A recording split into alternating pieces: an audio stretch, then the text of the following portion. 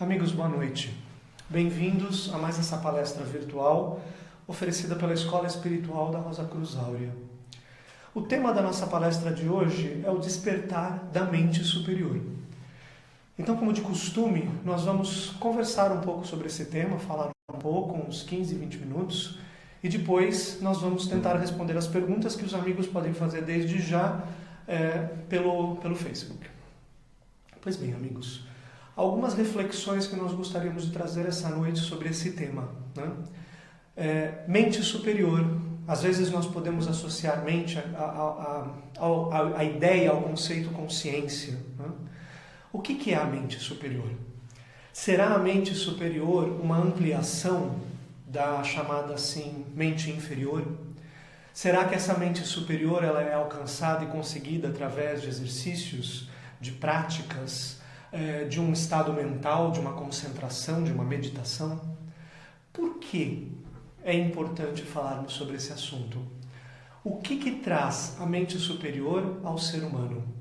Será a mente superior algo separado do ser humano, como um outro ser, como um fenômeno ou algo separado do ser humano? Essas são algumas perguntas que nós vamos tentar responder hoje. Pois bem, amigos, talvez fosse importante nós começarmos esse tema falando desde já o seguinte: a mente superior não é uma ampliação da mente inferior que nós conhecemos. Ela não é atingida através de exercícios e ela não é uma mente inferior ou uma consciência do ser humano de hoje melhorada. Ela é algo totalmente diferente. E por quê? Porque nós estamos falando de uma transformação daquilo que nós conhecemos como mente inferior ou como consciência. Nós podemos dizer que na história da humanidade, o ser humano conhece, de certa maneira, 4 tipos de consciência. E nós vamos pincelar esses 4 tipos para exemplificar melhor o que nós chamamos de mente inferior e mente superior. Então vamos usar para esse exemplo o conceito consciência. Vamos falar de 4 estágios de consciência como uma ponte que leva da mente inferior à mente superior. O primeiro estágio que nós conhecemos de consciência é exatamente a consciência do ser humano de hoje, né? Uma consciência de um ser que está voltado para si mesmo, para o seu próprio ego, né? Uma consciência que nós podemos dizer, de certa maneira, egocêntrica. Pois bem, isso é o que nós vemos na maioria dos seres humanos de hoje. O segundo estágio dessa consciência nós podemos chamar de autoconsciência. E vejam, amigos, autoconsciência aqui não uma consciência centrada no ego, mas uma autoconsciência de um ser que começa a se desprender de seu ego e se torna um ser verdadeiramente autônomo, verdadeiramente consciente. Essa consciência muitas vezes é chamada de uma consciência alma, né? Alma no sentido de ânimos, aquilo que move o ser humano. Nós vamos falar mais sobre isso em breve. O terceiro estágio da consciência nós podemos chamar de uma consciência grupal, uma consciência de grupo, uma consciência aonde esse ser que se torna consciente sem o ego se liga como um ser consciente a um grupo, como átomos que se reúnem sob a direção de uma força que nós chamamos de espírito, uma força que começa a mover o ser humano.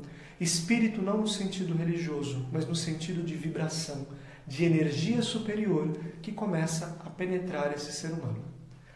Até esse quarto estágio de consciência que nós vamos falar agora, que seria a consciência divina, a consciência do todo, a consciência absoluta. Esses 4 estágios separam o que hoje nós conhecemos com o conceito de mente inferior e mente superior. Esses 4 estágios foram descritos de diversas maneiras no decorrer da história.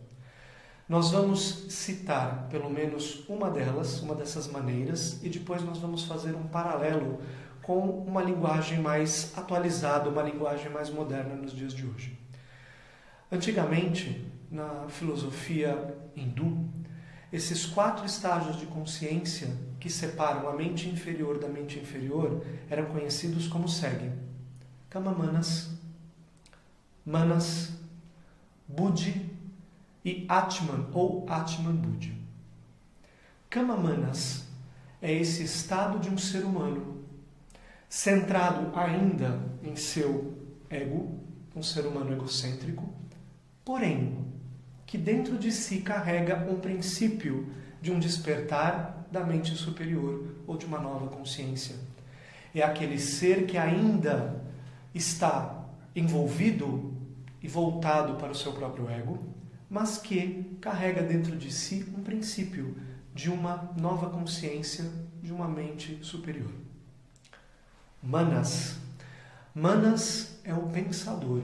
A origem da palavra Manas é pensador, aquele que pensa.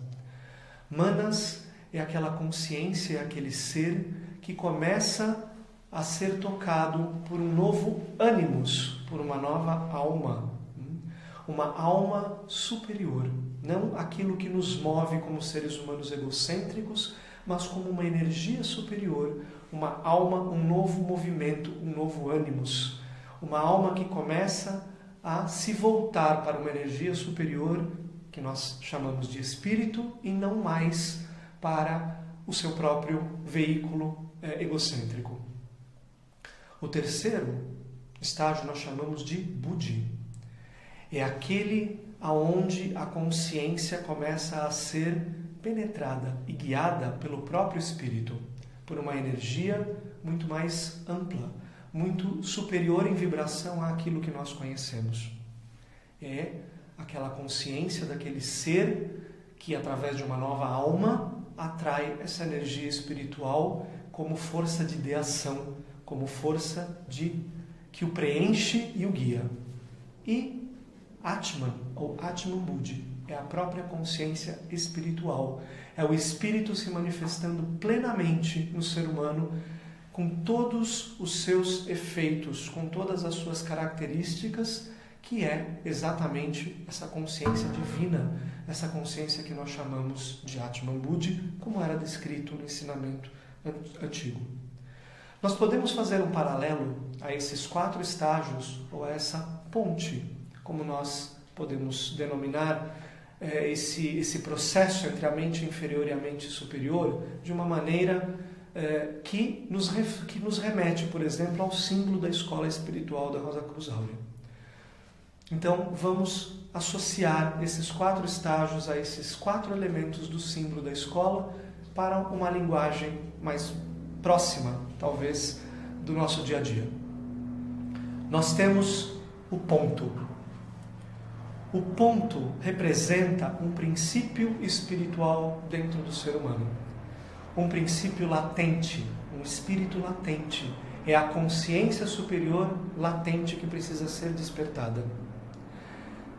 Nós falamos que esse primeiro estágio de consciência, ou, como nós chamamos Kama Manas, é aquele ser humano que sim, ainda está ligado ao seu ego, mas que dentro de si carrega um princípio de uma mente superior ou de uma consciência que ele ainda não conhece, uma consciência latente. Daí o ponto.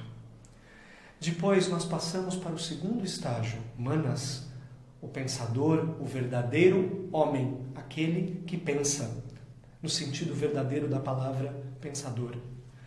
E esse segundo estágio pode ser representado pelo triângulo. Por que pelo triângulo? Porque essa nova alma, esse novo ânimos que começa a preencher o ser humano, se manifesta como um triângulo equilátero, em 3 princípios. Um novo pensamento, um novo sentimento e uma nova ação. É a consciência tríplice do ser humano: cabeça, coração, vida. Pensamento, sentimento, ação. É a consciência do ser humano preenchida por uma nova energia, por um novo ânimos, por uma nova alma. O triângulo equilátero, pois esses 3 pontos essas três linhas dessa nova consciência, esses três vetores se manifestam de maneira equilibrada e igual. Pensamento, sentimento e ação. Para passarmos para Buddhi, o terceiro estágio dessa ponte que nos leva da consciência, da mente inferior para a mente superior. Um quadrado. Por que um quadrado? Porque revela 4 princípios do ser humano: pensamento, sentimento, vontade e ação. Ou, numa linguagem que talvez muitos conheçam, um novo corpo mental, uma nova ideação, um novo corpo astral, uma nova volição, um novo sentimento, uma nova orientação dos desejos, um novo corpo vital, uma nova vitalidade que não mais se baseia no ego, mas nessa energia da alma, dessa nova alma que começa a ser preenchido pelo Espírito, que, em quarto lugar, traz uma nova ação, uma nova vida, uma nova realização. E é a partir desse ponto do quadrado que nós falamos, desse estágio, dessa passagem de consciência, que o ser humano começa a entender seu trabalho na humanidade, como grupo e não mais como um indivíduo separado. Para, em quarto lugar, o círculo, a consciência divina, a própria eternidade no sentido amplo desse absoluto, desse todo. Juntando esses 4 elementos, nós temos o símbolo da escola espiritual da Rosa Cruz Áurea. Um ponto, o triângulo, o quadrado e o círculo. É através desse processo que é possível que desperte no ser humano a mente superior. E por que nós dissemos no começo dessa exposição que a mente superior não é uma ampliação da mente inferior? Nós vamos tentar explicar isso, amigos, com um exemplo simples, né? Talvez não seja o melhor, mas que vai nos dar elementos muito concretos para entendermos melhor essa impossibilidade de ampliação da consciência. Vamos imaginar um carro. O carro que nós quisermos imaginar. Existem vários tipos de carros com diversos recursos. Porém, o carro tem como objetivo principal nos locomover, né? Nos ajudar na locomoção de um ponto a outro. Se nós vamos com um carro mais luxuoso, com mais recursos, que bom, né, para aqueles que conseguem entender isso, mas o objetivo é o mesmo, é a locomoção. Vamos imaginar a mente inferior como um carro. Nós podemos chegar até um determinado ponto com a nossa mente inferior, colocando mais acessórios nesse carro, ou trocando por um modelo mais moderno, mas ele continua nos levando de um ponto a outro. E nós sabemos que é impossível, por exemplo, que um carro nos leve daqui, por exemplo, se nós estamos no Brasil, até a Ásia. Por melhor que seja o carro, por mais moderno que ele seja, por mais recursos que ele tenha, isso é impossível. Nós sabemos disso. Não é possível nós nos deslocarmos do Brasil para a Ásia com um carro. Então, para isso nós temos, por exemplo, um avião, que também, por teoria, serve para nos locomover, para nos levar de um lugar a outro. O que nós queremos dizer, amigos, com essa comparação é o seguinte: nós podemos fazer o que nós quisermos com o nosso carro. Nós podemos até colocar asas nele. Ele não vai voar. Ele não vai nos levar até a Ásia. Da mesma maneira, nós podemos ampliar a nossa consciência inferior, nossa consciência como egos, da maneira que nós quisermos. Nós podemos fazer exercícios, nós podemos usar técnicas de meditação, quaisquer que sejam elas. Nós podemos até ter um carro, por assim dizer, melhor. Porém, não vai nos levar até a mente superior, pois é um veículo inapropriado para isso.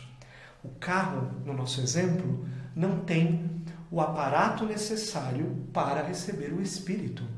Essa força de ideação superior que pode despertar no ser humano a mente superior.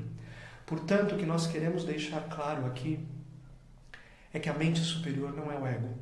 Não é o ego ampliado, não é a consciência do ego melhorada e que não pode ser atingida através de exercícios. É preciso um novo veículo, né? No nosso caso, no nosso exemplo, um avião, que se desenvolve através dessa nova alma que deve surgir, dessa nova alma preenchida pelo Espírito, para, a partir daí, atingir a consciência do absoluto.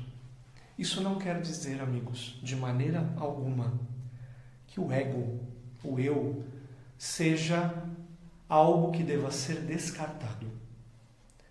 Essa consciência do ego que o ser humano hoje utiliza, que todos nós temos um ego, ela é um estágio necessário para uma transformação.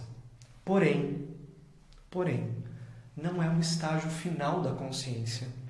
O que acontece nos dias de hoje, e talvez esse seja o grande problema, chegamos no cerne talvez dessa questão, é que o ser humano encara essa consciência como a consciência plena, madura.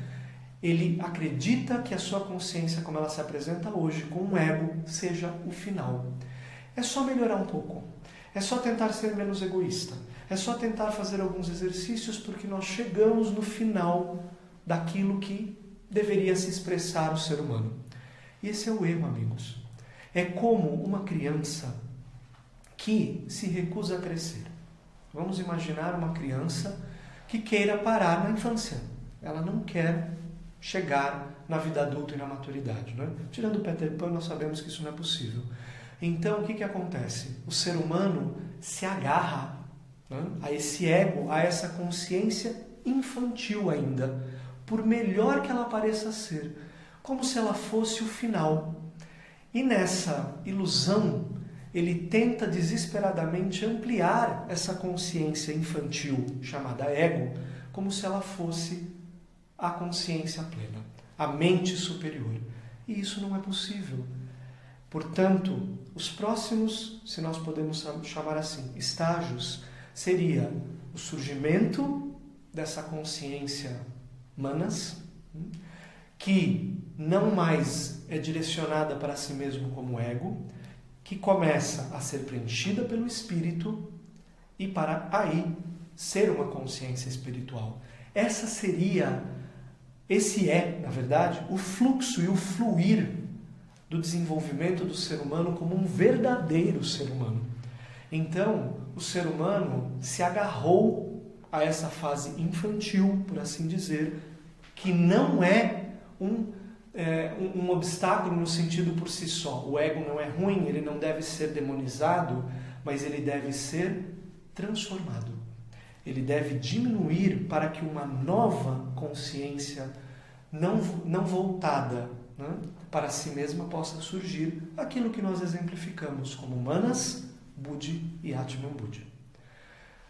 Amigos, dentro do ser humano existe, portanto, esse princípio da mente superior, esse princípio de uma nova energia espiritual que deve despertar a mente superior.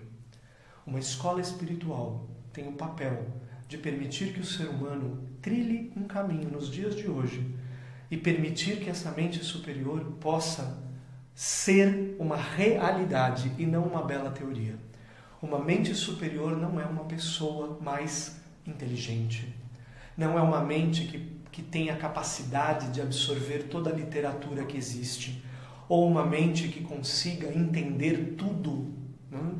Tudo aquilo que já foi escrito, independente se agora, no passado, ou o que virá no futuro. Uma mente superior é uma mente liberta do ego. É uma mente que independe e que funciona além do espaço e do tempo. É uma mente preenchida pelo Espírito. E para isso, o ego não tem como desenvolvê-la. Assim, nós falamos de 4 pilares dessa ponte. E nós podemos dizer que para atingir esses O que une, vamos chamar assim, esses 4 pilares, nós podemos chamar de 3 etapas. A primeira delas é quando esse ser humano se percebe infantil como ego e inicia uma busca, inicia um caminho que desperta esse princípio energético dentro dele mesmo para que uma nova manifestação anímica, uma nova alma surja. Esse é o ponto que liga o primeiro e o segundo pilar. Nós podemos falar que é o surgimento de uma nova alma, como nós falamos, de um novo ânimos. Pois bem, o que liga o segundo e o terceiro pilar é quando essa nova alma, essa nova energia, esse novo ânimos se liga a um princípio muito elevado que nós aqui chamamos de espírito, ou princípio espiritual. É quando uma energia de uma vibração superior começa a interpenetrar esse novo ânimos, essa alma, para que se torne uma alma espírito, uma síntese dessa nova energia com essa força superior. E nós podemos dizer que o que liga o terceiro e o quarto pilares dessa ponte é aquilo que na escola espiritual da Rosa Cruz Áurea nós chamamos de transfiguração. É um processo de troca de figuras, aonde essa figura egocêntrica deixa de ter o papel preponderante para que essa nova alma, preenchida pelo Espírito, se manifeste plenamente. Esse é o processo que a escola espiritual traz como um caminho real que deve ser trilhado por todos aqueles que buscam isso. E por que, amigos, é tão importante isso? Porque o destino do ser humano, como nós falamos durante essa exposição, não é ficar na sua infância como ego. Ele deve continuar, ele deve permitir que uma consciência não egocêntrica se manifeste, para que ele seja como que um átomo, junto com todos os outros que trilham esse caminho e que são orientados por essa força espiritual para trilhar um caminho de verdadeira evolução, do verdadeiro despertar para essa mente superior. Esse é o caminho que é indicado hoje pela Escola Espiritual da Rosa Cruz Áurea, mas que foi trazido por inúmeros seres e por várias escolas de iniciação que já existiram até os dias de hoje. Portanto, amigos, esse é o despertar da verdadeira mente superior. Esse é o caminho que o ser humano é convidado a trilhar quando ele quer se desligar, quando ele está saturado da sua própria consciência ego, que no fundo não deixa de ser uma ilusão, porque o ego por si só não existe. O ego deve, num determinado momento, se render para que essa nova consciência alma possa surgir, se ligar ao Espírito e se tornar uma consciência universal e divina. Portanto, amigos, finalizando essa introdução, nós gostaríamos de finalizar com o seguinte: a mente superior não é separação. A mente superior não é separar a matéria do espírito. A mente superior é síntese. Tudo na vida é síntese. A questão não é que a matéria é um problema. A questão é o que nós fazemos com a matéria. É aquilo que nós fazemos com este veículo que somos nós. É aquilo que como nós utilizamos essa ferramenta. Portanto, consciência superior traz síntese. Porque uma vida verdadeira, de uma elevada vibração, de uma elevada manifestação, permite que essa energia espiritual, que nós chamamos de espírito, penetre na matéria preparada e se funda e seja una. É como se dois polos se unissem para que um terceiro, que é a própria manifestação, tenha lugar. A mente superior é aquela que possibilita essa síntese, é aquela que permite que o espírito torne-se realmente o condutor do ser humano. E esse é o caminho que, na prática, a Escola Espiritual da Rosa Cruz Áurea oferece a todos aqueles que buscam realmente uma transformação verdadeira em suas vidas. Não uma melhora, não uma ampliação da consciência egocêntrica, mas uma verdadeira transformação. É para esses seres que buscam essa transformação verdadeira na vida, que percebem a grandiosidade dos tempos que nós estamos vivendo e veem tudo isso com grande otimismo e com uma grande esperança de renovação verdadeira da vida. Amigos, dito isso, nós gostaríamos agora de abrir para as perguntas que os amigos têm, que podem continuar fazendo, e algumas nós já temos, nós vamos responder dentro das nossas possibilidades. A Ângela pergunta: o que significa expansão da consciência coletiva humana? Quando nós falamos de expansão da consciência, temos que sinalizar algumas questões aqui. Nós não estamos falando, vamos reforçar esse ponto, que o ser humano, com sua consciência egocêntrica, possa expandir essa consciência até o ponto que ela se una com as consciências de outros egos. Por quê? O princípio do ego é separação. O que rege uma vida egocêntrica é uma orientação voltada a si mesmo, uma orientação centrípeta. Portanto, o ego, por mais nobre que ele seja, por mais desprendido que ele seja, tem essa orientação centrípeta naturalmente. Portanto, esses seres, por mais que eles expandam a sua consciência ego, vão continuar sendo egos, e é uma impossibilidade que haja uma união verdadeira com outros seres. Quando nós falamos de consciência coletiva, consciência do grupo, essa consciência é uma consciência que se manifesta somente a partir do estágio que nós chamamos de manas. Por quê? Porque é a partir daí que uma nova alma, uma nova energia, um novo ânimos começa a se manifestar, e essa consciência ela não conhece separação, ela não conhece ego, ela é ligada a tudo e a todos, ela vê o objetivo de tudo.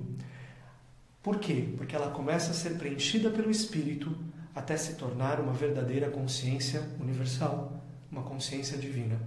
Portanto, essa verdadeira consciência do grupo de almas que se ligam através de uma mesma fonte universal de energia, que nós aqui estamos chamando de espírito, só é possível quando o ego se retira de cena. Se retira de cena no sentido de não mais tentar ser o ser dominante, aquele que se manifesta como eu sou. Mas ele percebe que ele é apenas um estágio que deve ser transformado. E é a partir dessa nova alma que uma verdadeira consciência de grupo de todos aqueles que já trilharam esse caminho e que trilham esse caminho na atualidade, é somente a partir daí que essa consciência universal pode ser atingida. A Teresa pergunta: além da sabedoria de forma prática, a meditação pode nos ajudar nessa elevação?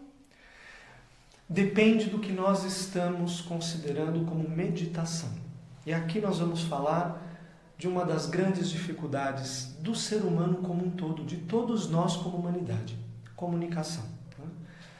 Por quê? Porque uma mesma palavra significa para diferentes pessoas diferentes coisas. Então, quando nós falamos meditação, nós temos certeza que todos aqueles que estão nos assistindo agora devem pensar em coisas muito próprias e particulares a respeito de meditação. Se todos nós tivéssemos o mesmo entendimento, seria muito mais fácil. Mas isso, neste nível de consciência, aqui de novo nós falando de consciência, nesse nível de consciência que nos encontramos não é possível. Portanto, vamos explorar agora um pouquinho mais essa questão de meditação. A verdadeira origem da palavra meditação, meditare, é voltar-se para o centro. Por que isso é tão importante? Porque, como nós falamos no início dessa palestra e no decorrer dela, dentro do ser humano, nós podemos dizer que no centro do ser humano existe um princípio latente de uma nova força, de uma nova energia, de uma nova consciência. Esse princípio precisa ser despertado através de um processo, de um caminho. Portanto, quando a consciência deixa de se voltar para si mesma e se volta para esse centro de uma nova energia, nós estamos falando da verdadeira meditação.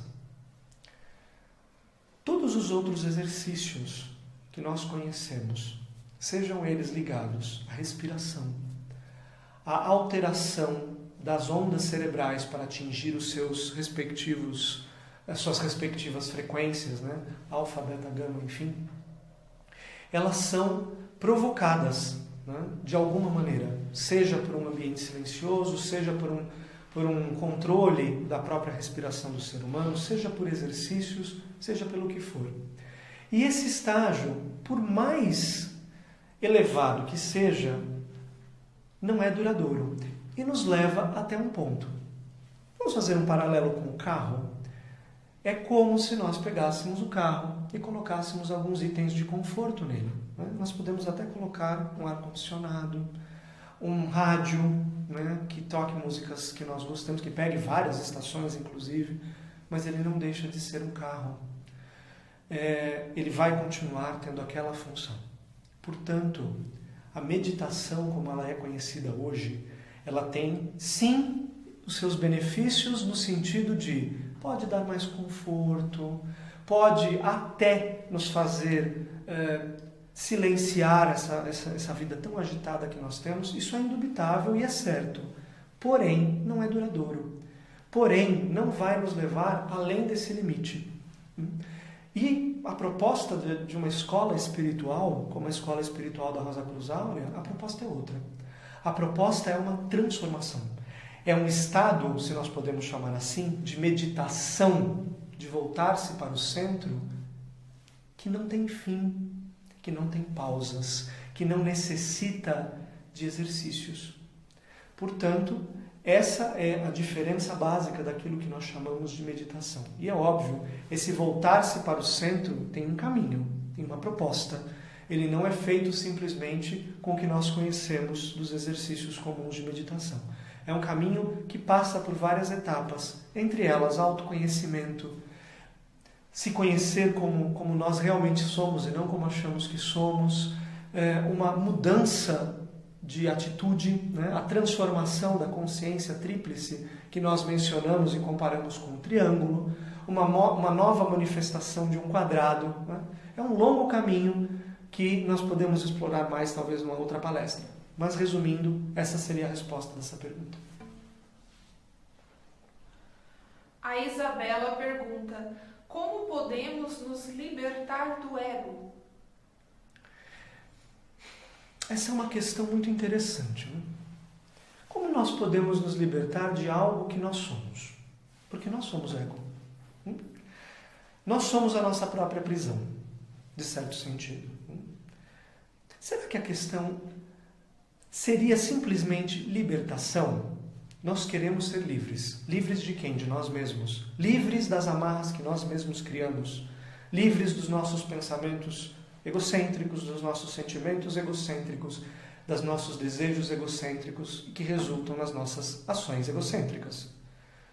Isso causa uma impossibilidade de início, né? Como que eu me liberto de mim mesmo através das minhas próprias possibilidades? Não me liberto, pois isso seria a mesma coisa que tentar sair da areia movediça puxando os seus próprios cabelos.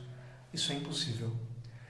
A chave para isso está naquilo que nós falamos na exposição da palestra, do surgimento de uma nova alma, de um novo ânimos, de uma nova energia que movimenta o ser.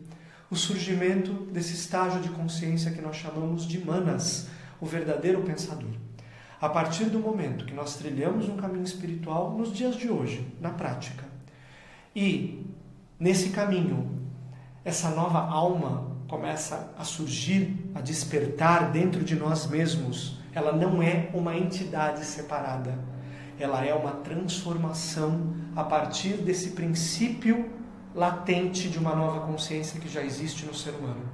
A partir do momento que essa nova alma surge e vai se tornando cada vez mais presente na vida do ser humano, a consciência egocêntrica vai mudando a sua orientação.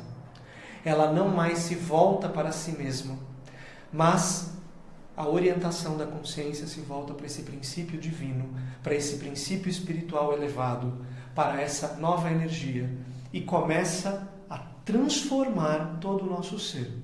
Essa é a chave para, vamos usar a palavra da pergunta, a libertação do ego, da nossa própria prisão, que é a nossa consciência voltada para si mesma. Mas nós vamos repetir, não vamos colocar o ego como algo que deve ser eliminado, como algo que deve ser execrado. É uma consciência que deve ser transformada, que tem seu papel, né? Como a infância de um ser humano tem o seu papel. Mas do mesmo jeito que nós não podemos nos manter na infância, o ser humano não pode se manter no ego.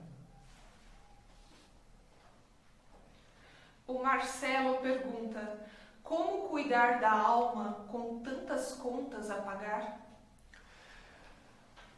As contas e a nossa vida material fazem parte da nossa estrutura, da nossa dinâmica, ainda bem. Se nós não tivéssemos a vida com todas as suas questões para nos ensinar, como é que nós iríamos aprender? Se mesmo assim, às vezes, nós não aprendemos, imagina se tudo fosse tão tranquilo que nós não tivéssemos as questões a ser trabalhadas, superadas e transformadas em nós mesmos. Lembra que nós falamos que uma vida verdadeira, no sentido de uma elevação, de uma transformação, de um despertar da consciência superior, não é separação, mas síntese? Esse cuidar da alma deve ser realizado no nosso dia a dia. Nós não vamos e nem devemos falar, então, deixa as contas para lá, ou deixa a minha vida, né, como nós muitas vezes chamamos material. Olha como nós separamos as coisas, né? Para lá, porque agora eu vou me dedicar à alma. A alma, ela é a síntese da vida. Portanto, a matéria faz parte dessa síntese. Ela não pode ser desprezada. A questão não é como cuidar da alma com as contas. É como nós transformamos a nossa vida em uma perfeita elevação de tudo aquilo que nós somos. Portanto, é como nós pegamos todo o nosso cotidiano, toda a nossa vida e fazemos uma síntese com esse caminho. Isso é perfeitamente possível. Porque a questão não são as contas a pagar. A questão é como nós encaramos tudo. Quando nós colocamos isso como um problema, e é óbvio que todos nós temos que sobreviver, isso faz parte da nossa existência. Mas como nós vamos fazer isso? Qual é o ponto central da nossa vida? O que nós colocamos como eixo principal? Como nós lidamos com esses 4 pilares da ponte? A partir do momento que nós colocamos as coisas nos seus devidos lugares e entendemos que a vida é uma só, matéria e espírito, matéria e energia se unem numa perfeita unidade, nós entendemos que a nossa vida material é um reflexo da nossa vida interior. A partir daí, aquilo que se manifesta na nossa vida material são as lições que nós temos que observar, aprender e transformar para que a nossa vida seja uma síntese perfeita daquilo que nós precisamos realizar. Portanto, contas, dia a dia, família, tudo isso é essencial e faz parte da nossa transformação como seres humanos. E aqueles que fazem a síntese perfeita do superior com aquilo que nós chamamos de inferior. Mas, para uma palavra melhor, espírito e matéria. O Bernardo pergunta: o conceito de corpos astrais são etapas que nos ligam à consciência superior? Na verdade, esses corpos, né, nós falamos que o ser humano não é só esse corpo material que nós conhecemos. Nós podemos dizer que hoje se manifestam 4 corpos, né, no ser humano, se bem que ele não é totalmente consciente disso na maioria das vezes. Alguns são, muitas pessoas não são. Então nós temos esse corpo material, que é o que nós enxergamos. Nós temos um corpo vital ou corpo energético, que dá vida a esse corpo material, que é a síntese daquilo que nós chamamos de alma, de ânimos. Nós temos o corpo astral, que é o corpo de desejos. É o corpo que hoje podemos dizer que é o que rege a maioria dos seres humanos na nossa vida. Nós podemos ver isso muito claramente, né? Nós somos regidos muitas vezes e direcionados pelos nossos desejos. Esse é o corpo astral. E é um corpo muito volátil, né? É um corpo extremamente dinâmico. Nós somos assim, né? Uma hora desejamos uma coisa, outra hora desejamos outra. E nós temos o princípio de um 4º corpo em desenvolvimento, que é o corpo mental, que seria o corpo que orientaria esses outros 3. E é um princípio, porque esse corpo mental está em formação. Nós, na maioria dos seres humanos, o que está se formando é o corpo mental mais concreto, mas existe uma contraparte desse corpo mental concreto, que é o corpo mental abstrato. Além desses 4 corpos, nós podemos falar que existem outros 3 corpos que não pertencem a esse estado de desenvolvimento do ser humano como nós o conhecemos, mas que são despertados, por assim dizer, no ser humano que realmente trilha um caminho espiritual, que nós podemos chamar de corpo-alma, corpo-alma-espírito e corpo espiritual. Portanto, nós falamos de 7. Não é o corpo astral que nos liga à mente superior, muito pelo contrário. Hoje nós podemos dizer que o corpo astral nos liga muito mais à mente inferior. Por quê?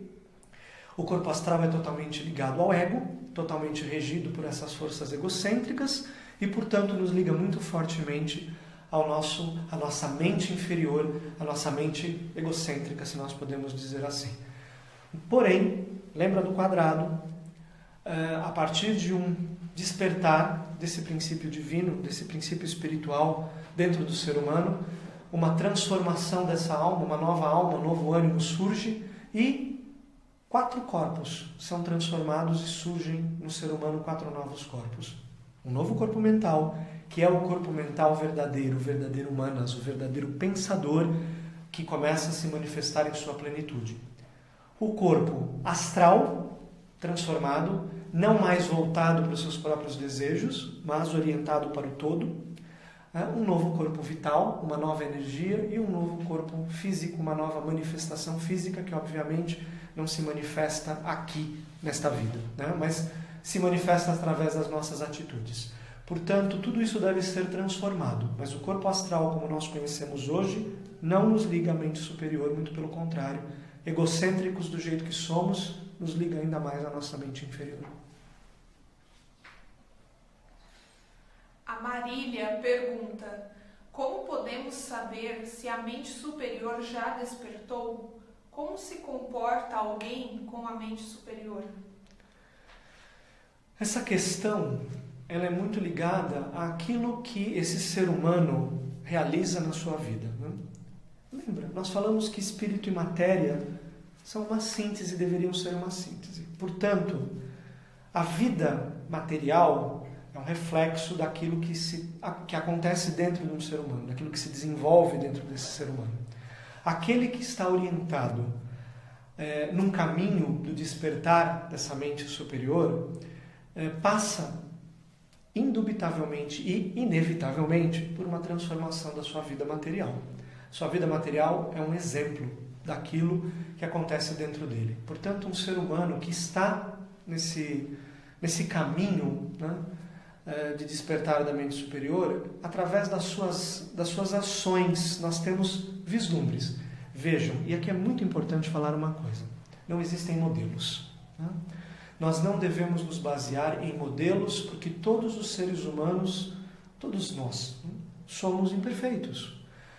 Não no sentido ruim, no sentido de que nós estamos trilhando um caminho que leva, pelo menos muitos, né, a esse despertar. Então a primeira coisa que nós temos que fazer é tirar os modelos. Por quê? Porque esse despertar não se dá assim. Esse despertar não se dá de uma vez. Esse despertar é como uma espiral. que vai se manifestando na vida desse ser humano. E cada um está num ponto dessa espiral. Então, muitos pontos que para algumas pessoas podem ser fáceis, para outras não são tão fáceis assim. É por isso que nós, num caminho espiritual, nós não olhamos os outros. Nós não buscamos esses exemplos. Nós nos ligamos a essa fonte interior que existe dentro de cada um, né? Numa verdadeira consciência, numa verdadeira autonomia espiritual, e gradualmente vamos trabalhando e percebendo dentro de nós mesmos tudo aquilo que nós temos que transformar. Portanto, uma pessoa que trilha esse caminho apresenta pelo menos algumas características. Uma verdadeira humildade de saber que nós não sabemos nada. Aquele que se gaba de estar num caminho espiritual, está despertando grandes revelações, etc., olha, muito provavelmente ainda está muito ligado ao seu próprio ego, porque a verdadeira humildade é uma característica fundamental para um ser humano que trilha um caminho do despertar da mente superior. E ele diz, assim como nós ouvimos, se não me falha a memória, de Sócrates: só sei que nada sei.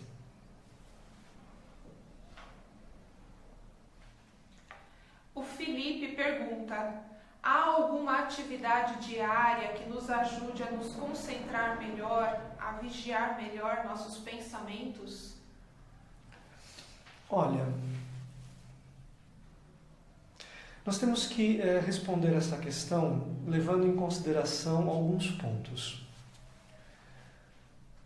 Se nós tentamos realizar essas atividades a partir da nossa própria consciência egocêntrica, nós vamos esbarrar nas nossas próprias limitações.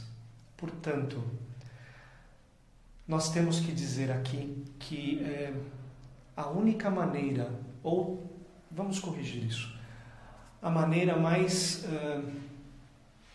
apropriada para o ser humano dos dias de hoje para conseguir atingir esse objetivo é realmente trilhar um caminho de uma que leva a essa verdadeira transformação e esse verdadeiro despertar. Para isso que existem as escolas espirituais. E por que isso acontece? Porque dentro de uma escola espiritual existe um campo de forças. Tudo que nos cerca, hoje a ciência fala isso com muita tranquilidade, né? E aqui, me permitam, né, a brincadeira, nós temos que tomar cuidado, porque hoje se fala muito de mecânica quântica e de física quântica, né? E tudo virou quântico. Então nós temos tudo quântico, né? Café quântico, mantras quânticos. Brincadeiras à parte, nós temos que tomar um pouco de cuidado com isso, né? Porque não é assim que funciona, né? Essas coisas não são tão simples. Mas, indubitavelmente, a ciência hoje reconhece e nos diz muito claramente que tudo aquilo que existe tem um campo energético, um campo de força. E quando estamos num determinado lugar, ou quando algumas pessoas se reúnem, é óbvio que existe uma junção desses campos de força e se manifesta um campo magnético. Uma escola espiritual funciona com um princípio semelhante. Se reúnem dentro desse campo pessoas que já trilharam esse caminho do despertar da mente superior e pessoas que estão seriamente trilhando esse caminho e que a partir daí atraem uma determinada vibração superior. E essa vibração que se une de cima para baixo, com esse grupo de baixo para cima, que se esforça por esse verdadeiro despertar, cria um campo de forças muito singular e muito especial. E é a partir daí, nesse campo de forças, que todos aqueles que estão ligados a ele recebem as ferramentas, até muito concretas, ferramentas vamos chamar assim, vibratórias energéticas, para atingir isso que você perguntou. Essa transformação e esse caminhar diário para atingir esse objetivo. Sozinhos, nós estamos diante de algumas impossibilidades, né? Sozinhos, nós vamos cair naquela história de tentar sair do poço de areia movediça puxando os próprios cabelos.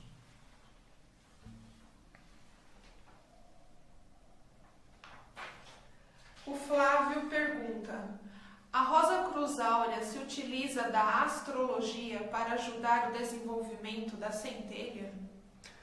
De uma maneira muito direta? Não, não usa. A Rosana pergunta: como a Rosa Cruz Áurea trata a mediunidade?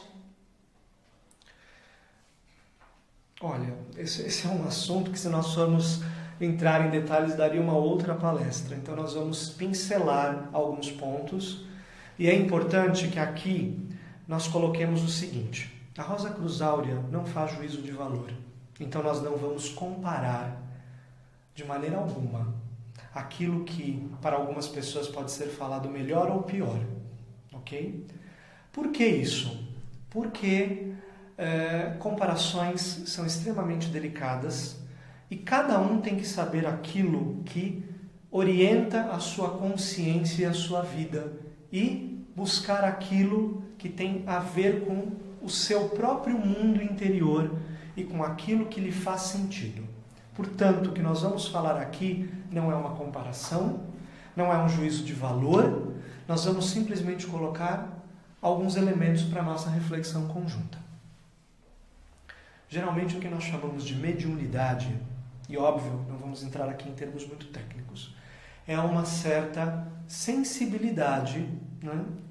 Essa sensibilidade muitas vezes se dá no nível astral, etérico, e que obviamente se manifesta até no físico de algumas pessoas, a energias, né, que muitas vezes algumas outras pessoas não percebem. Energias de vibrações diferentes daquela que nós provavelmente enxergamos com os nossos olhos materiais e aquilo que nós vemos na matéria. E eu estou aqui de propósito, né, vamos ser bem claros, não usando termos superiores, porque não são energias superiores. Tá? Superior, no nosso conceito, é algo de uma vibração que o ego, por mais sensível e mediúnico que seja, não capta. Tá? Por quê? Porque por mais sensível que a pessoa seja para captar, né, essas energias e, portanto, essa mediunidade, por mais sensível que essa pessoa seja, ela continua ligada e orientada para o ego, e o ego tem as suas próprias limitações, e tudo que ele vai captar são energias egocêntricas. Isso é um fato.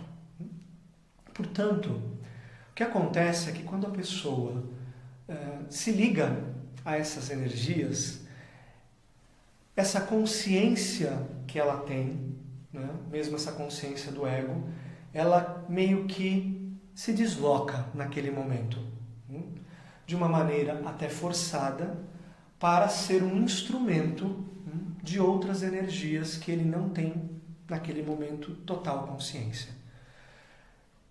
E isso pode representar alguns pontos de atenção para todos nós. Por quê? Porque a pessoa, ela não tem domínio total daquilo que está acontecendo com ela. Ela não tem consciência, na maioria das vezes, daquele momento que está acontecendo. E ela é um instrumento. Um instrumento de forças que não deixam de ser ligadas a este mundo de uma maneira egocêntrica. Tá? Portanto, isso não liberta o ser humano do seu ego. Isso, de certa maneira, reforça a sua prisão astral, principalmente, porque essas forças que utilizam esse ser como um médium reforçam toda uma série de características que estão gravadas nesse ser humano, como na sua lípica, na sua esfera magnética pessoal, e fazem com que essas forças magnéticas se tornem ainda muito mais presentes na vida desse ser humano e, portanto, dominem ainda mais a sua consciência.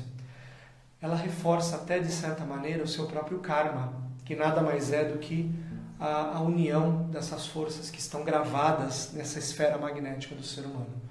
Portanto, a mediunidade não leva ao despertar da mente superior e da consciência superior, mas, de certa maneira, até reforça a mente inferior e essas ligações astrais dentro do ser humano. Essa será a última pergunta.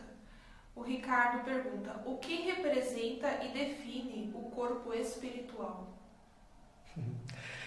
Olha, essa é uma pergunta que nós provavelmente vamos ficar devendo uma resposta completa. Por quê? Nossa consciência do jeito que é hoje não tem condições de imaginar e definir o corpo espiritual, que é o espírito. Né? Nós podemos fazer imagens, né? Nós podemos falar de certos elementos, mas definir o corpo espiritual, todos nós precisaríamos ter o aparato para percebê-lo, e nós não temos.